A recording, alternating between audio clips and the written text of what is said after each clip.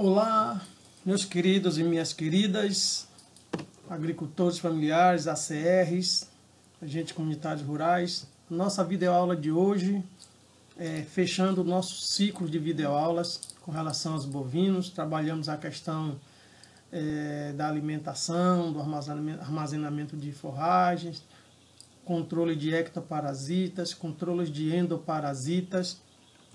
E agora vamos tratar de um assunto não menos interessante e muito importante, que causam prejuízos enormes, né, ao criador, que é doenças, as principais doenças em bovinos e o seu controle e o tratamento, né? Sempre lembrando que a questão do controle, da prevenção, é sempre mais importante e menos oneroso para o agricultor familiar, para que ele tenha sucesso e não tenha prejuízos durante o período de desenvolvimento do rebanho. Certo? Um fato importante que deve ser levado em conta é a questão da alimentação. Certo? Um animal bem nutrido, um animal bem alimentado, por isso a gente fica batendo na tecla, né, de manejo alimentar, não só se restringir a pastagem, que as pastagens ela tem várias características, né? Então nem sempre ela está no ponto ideal para todo o rebanho. Então há necessidade de capineiras, de leguminosas, de silo, de feno, bem feito e bem armazenado, né? Para evitar também doenças, mas alimentos que possam realmente suprir as necessidades de minerais e de vitaminas e proteínas do animal para que tenha um bom desenvolvimento. Então, essa relação manejo alimentar e manejo sanitário do controle de doenças está bem ligada uma à outra, né? Se você tem um animal nutrido, ele vai até sentir um certo impacto das doenças, mas ele vai resistir e vai continuar até às vezes sem diminuir o ganho de peso e sem diminuir a produção de leite. Os principais impactos, né, na criação, no rebanho e no sucesso da atividade na propriedade, ele tem dois aspectos interessantes que devemos discutir, né? Um deles é o aspecto veterinário, né? Visto que os animais acometidos de doenças, quando não há a prevenção, um planejamento, né, estratégico de prevenção das doenças, e aí entra alimentação, entra higiene de instalações, controle de ectos e endoparasitas, é muito importante porque os carrapatos principalmente são transmissores de doenças graves para os animais. Então você tem um aspecto veterinário, né, porque a doença ela prejudica a saúde do animal, né, são demasiadamente caras, difíceis de ser controladas, principalmente se você tem um rebanho muito grande e a partir do momento que a doença se instala, para você fazer um controle, o custo é alto e é difícil de controle e de conter prejuízo. Então, prevenção, prevenção, prevenção. Certo? Outro aspecto é o aspecto econômico, porque a partir do momento que a doença se instala, que o agricultor não preveniu, não alimentou bem seu animal, não fez um esquema de vacinação, de vermifugação, de controle de ectoparasitas, como o carrapato e a mosca do chifre, vai acontecer o quê? Perdas econômicas em termos de lucratividade da atividade e de recursos, porque você vai gastar mais dinheiro com tratamento, com consulta veterinária, com aquisição da medicação, né? Ao mesmo tempo, o animal pode chegar a óbito, principalmente animais mais jovens, pode chegar a óbito, aí você tem uma perda já no número de animais, na expansão do seu rebanho.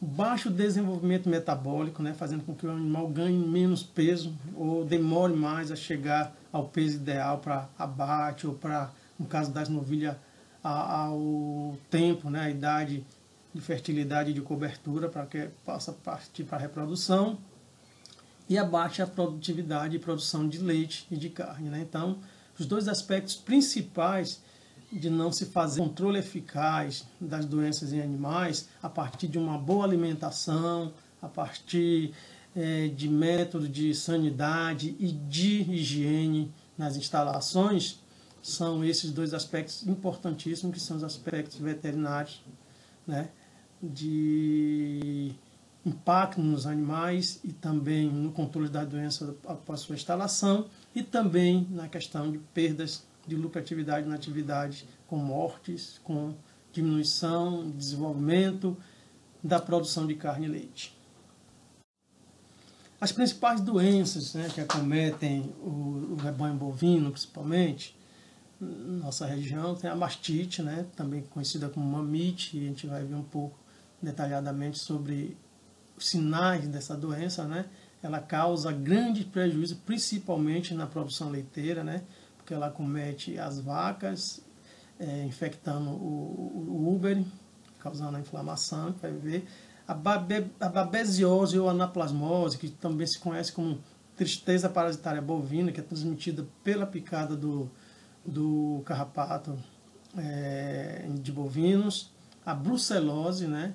Que é uma doença que pode também, é uma zoonose, ela pode ser transmitida ao homem, causa abortos, paralisia e grande prejuízo também na produção de leite e no desenvolvimento do rebanho na propriedade. A febre aftosa, né, que felizmente hoje o Brasil já tem, em algumas regiões, em quase todas, certificado de livre de febre aftosa com vacinação, mas o agricultor não pode relaxar, tem que manter o processo sempre nas campanhas de vacinação que são levadas a cabo pelos governos estaduais. A tuberculose, né, que principalmente animais jovens, ela ataca muito bem, a pneumonia, a tuberculose, principalmente por falta de condições, né, do bem-estar do bezerro, né, então às vezes no relento, as questões de friezas, a questão da falta de higiene que outros animais, através das fezes e de contato, transmitem um para o outro. É uma coisa muito importante que eu ainda não falei e que é importante a gente entender é o seguinte: sempre eu falo da relação unidade animal, capacidade de suporte, mas também a quantidade de animais em determinada área é um fator importante também para ajudar ou não no controle de ectoparasitas e de doenças. Então, a aglomeração muito grande de um número excessivo de animais numa área menor favorece a transmissão de doenças e de ataques de parasitas, certo? A leptospirose, normalmente, ela é transmitida por produtos contaminados, né, com a urina de ratos, então, às vezes, a armazenagem de alimentos, né, pode causar doença e que pode também transmitir para o homem, para o ser humano.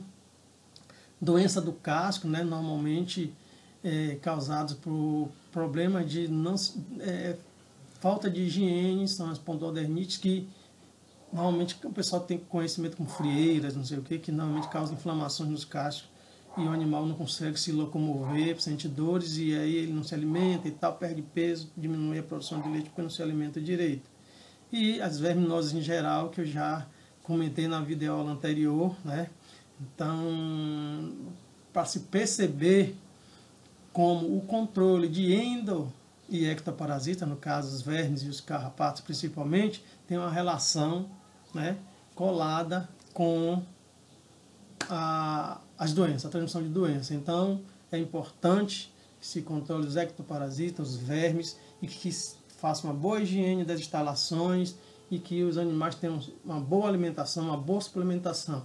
Só com isso aí você já consegue evitar, prevenir o ataque de vários tipos de doenças, né, que vai causar prejuízo, dor de cabeça e morte mesmo dos animais, certo?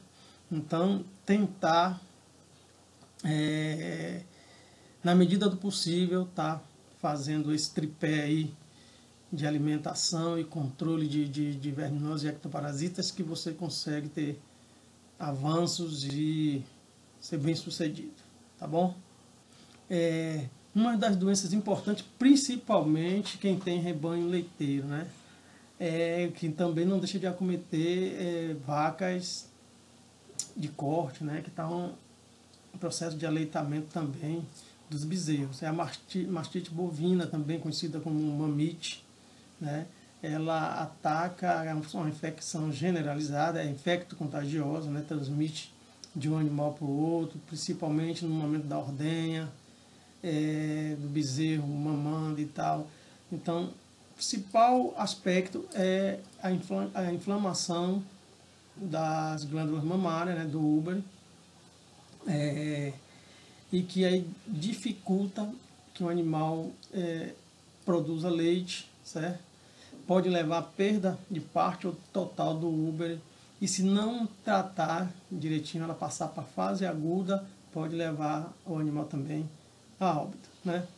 Existem dois tipos de mastite, que seria a mastite contagiosa, que ela é transmitida ou é infectada por micro-organismos que vivem na glândula mamária. Eles já vivem ali, se eles têm as condições ideais, eles conseguem se desenvolver. E aí vem a questão também de saúde, de imunidade do animal, mas também as questões de higiene, né, de controle, de todo o aspecto na hora de se fazer a ordenha, principalmente pelos Streptococcus agalacticae e Streptococcus aureus.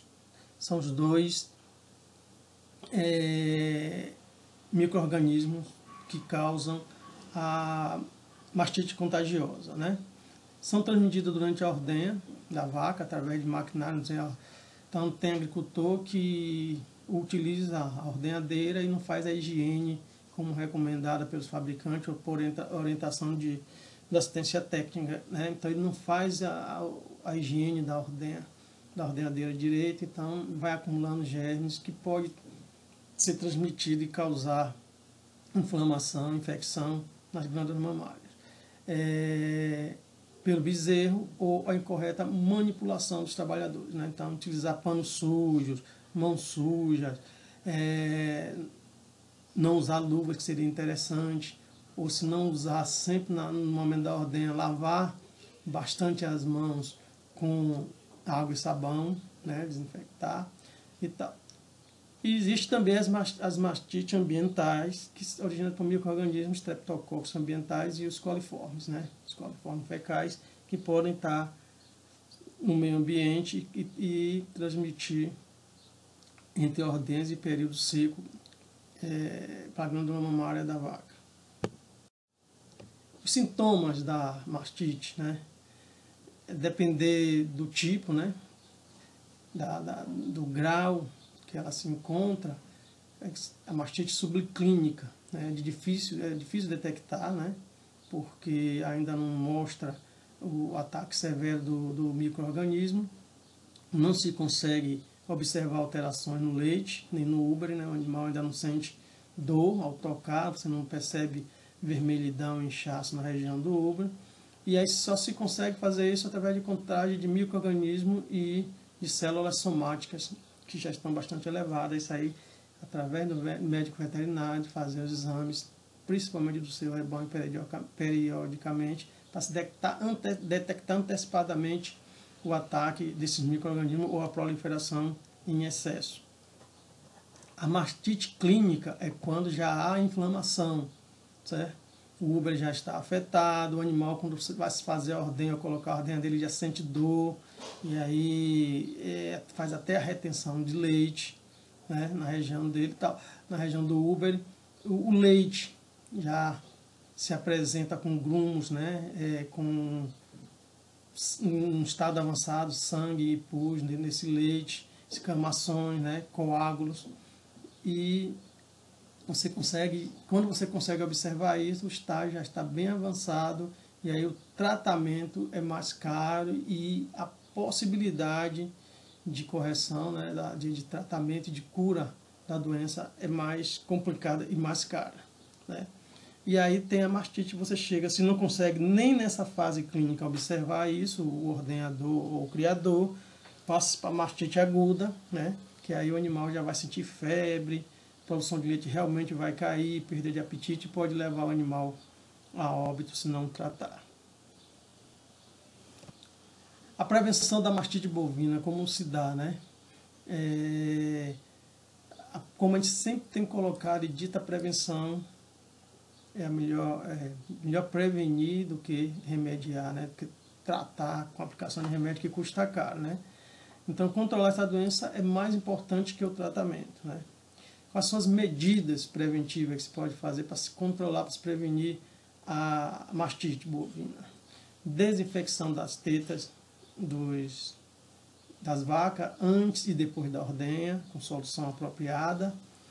Realizar o teste da caneca telada. Então, existe nas casas veterinárias uma caneca telada. Então, os primeiros jatos da ordenha é naquela caneca e aí observa se tem alteração. Qualquer alteração, o médico veterinário tem que ser consultado, esse animal tem que ser separado do rebanho, se possível fazer a ordenha sempre ao final. Lembrando de sempre, mesmo que os animais estejam sadios, a desinfecção das mãos de uma ordenha para outra, isso é sempre importante, né? Então, a caneca telada você consegue fazer uma prevenção na fase clínica, né? Não deixe chegar à fase aguda. Ordenhar as vacas infectadas no fim, eu já coloquei aqui. Boa higiene durante a ordenha, bom estado da máquina de ordenha e descartar vacas com mastite crônica, né? Que ela sempre vai estar tendo inflamação recorrente.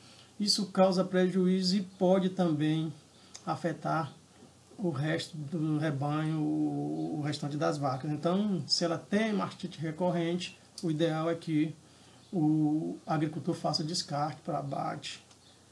Então, a prevenção dá muito resultado, melhores resultados, se você consegue prevenir, né?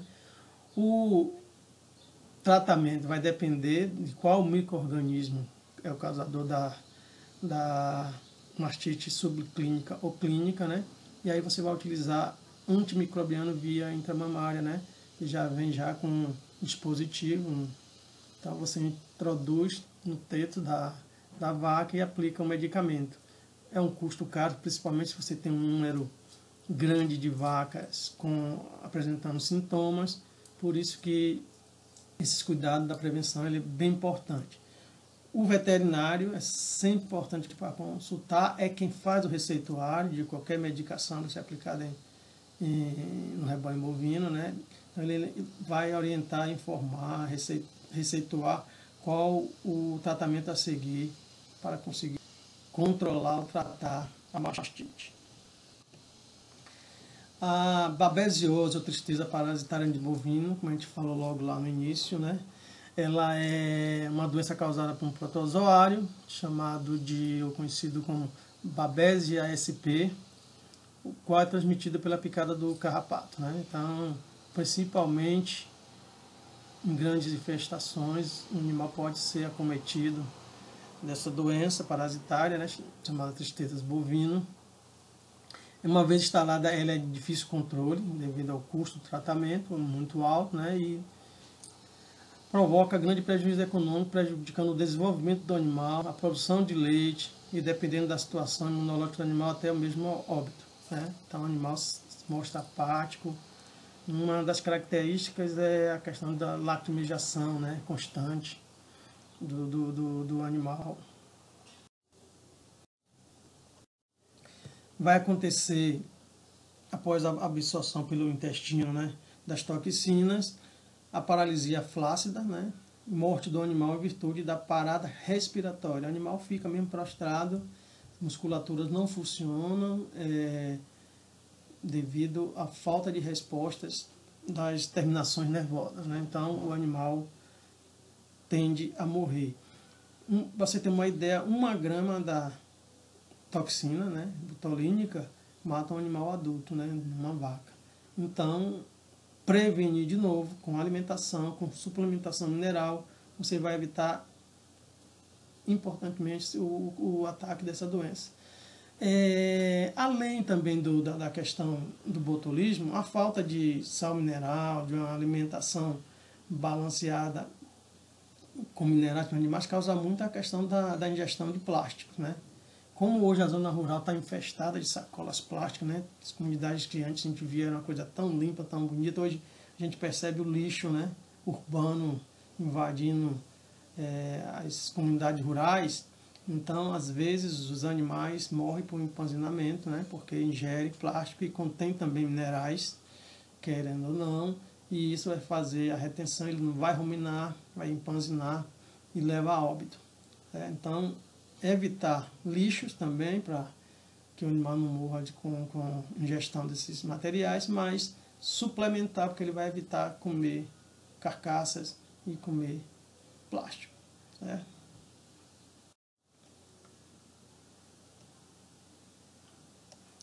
A contaminação ambiental pelo botulismo decorrente da presença de cadáver, como já falei, com a toxina nas pastagens. Bovinos criados em pastagem deficiente também de fósforo e que recebam suplementação mineral inadequada, desenvolve também o hábito de roer ou chupar ossos, certo? Podendo ingerir as toxinas. Bovinos confinados também, aquilo que eu falei também anteriormente, da questão não é só fazer a silagem, não é só fazer o feno. Desculpa. A gente tem que ter um bom armazenamento para que as características, as qualidades do alimento que seja ofertado aos animais estejam boas. Então, uma silagem mal armazenada, um feno mal armazenado pode também estar produzindo essa toxina e que pode afetar animais confinados. E reservatório de águas, né, onde carcaça de aves, de outros animais podem ter águas paradas, água suja, represada, podem também estar transmitindo a bactéria botulínica e causar a infecção e morte desses animais, trazendo prejuízos, grandes prejuízos para o criador, certo? Prejuízos financeiros. Lembrando que a bactéria botulínica ela é transmissível também ao ser humano. A febre aftosa, né, que já foi problemas gravíssimos, sérios, tanto a nível de produção pecuária, mas a nível também de zoonose, né? Quantas crianças há tempos atrás foram contaminadas, né, por ingerir leite cru, contaminada pelo vírus da fitose e tiveram problemas sérios de pulmão, garganta, boca, com aquelas aftas estourando, né? Porque não tinham determinado conhecimento e higiene. Hoje já existe isso, os leites já são pasteurizados, as pessoas que vão consumir fervem o leite, então a transmissão para o ser humano, tendo os cuidados necessários de higiene, né, e de controle da contaminação, são importantes. Né? É uma doença infecta contagiosa causada por vírus. Né? O vírus da febre aftosa é altamente contagioso e pode ser transmitido pela baba, o animal fica babando demais devido às aftas na língua, na garganta. O sangue do animal também contém grande quantidade de vírus da doença. O vírus dessa doença é muito resistente, podendo resistir por meses na medula óssea do animal, mesmo no animal depois de morto. No pasto, na farinha de osso e no couro, você pode também ter a contaminação pelo vírus da febre aftosa.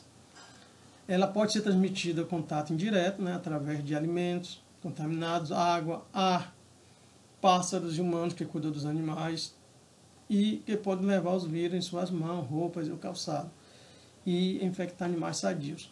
Eu sempre coloco o seguinte: o primeiro sintoma de doença de um animal ele tem que ser isolado, afastado do rebanho, sadio. Trabalho muito com, às vezes na avicultura, brinco com os agricultores, com as agricultoras, quando eu falo você tem que ter a áreazinha chamada hospital. É o que? Aquela área de quarentena, de isolamento, tanto para os animais que chegam, para os animais também doentes, porque doenças causadas às vezes por determinado tipo de bactéria ou vírus se alastram numa rapidez, principalmente em aves, que o índice de óbito é muito alto. No bovino também não é diferente, então tem uma área de isolamento desses animais doentes, afastar sempre os animais sadios dos animais acometidos por doença. Os primeiros sintomas apresentados são febre alta e perda do apetite, seguido de aftas na boca, na gengiva ou na língua, e principalmente por ferida nos cascos e nos úmeros. Né? O animal baba muito, contaminando todo o ambiente e tem grande dificuldade para se alimentar e para se locomover, em razão das feridas, né, que são causadas nos cascos. Né? A produção de leite, o crescimento e a engorda ficam prejudicadas, a intensidade da doença é variável, mas sabe-se que ela atinge mais animais jovens, principalmente os que estão em aleitamento. O tratamento é feito com total desinfecção do local, fervura, pasteurização do leite destinado ao consumo humano ou de outros animais, tratamento com medicação nas feridas dos animais e tratamento com tônicos cardíacos em animais com muita fraqueza. No Brasil, o principal é a prevenção, né?